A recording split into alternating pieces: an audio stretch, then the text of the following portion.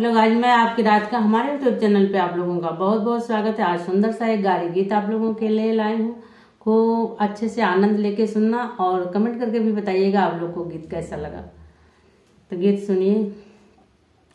गोरी गोरी बाहिया में हरी हरी चूड़िया, अरे आगे पीछे सोहेला कंगनवा, सीताराम से बजो।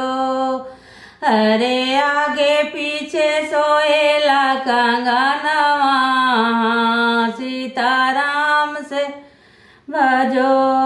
उहई कंगनवा पहिने समाधि के बाहिनी, उहई कंगनवा पहिनी समाधि के बाहिनी। अरे घूमी घूमी मांगेला जोरानवा, सीताराम से बजो।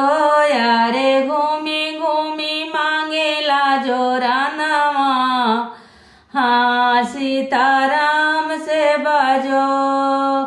उहई कंगना पहनी रतिया गुजारी हो, कंगना पाहिनी हुए तो रतिया गुजारी। अरे गोदिया माँ खेले लाला लानवा, हाँ सीताराम से बजो।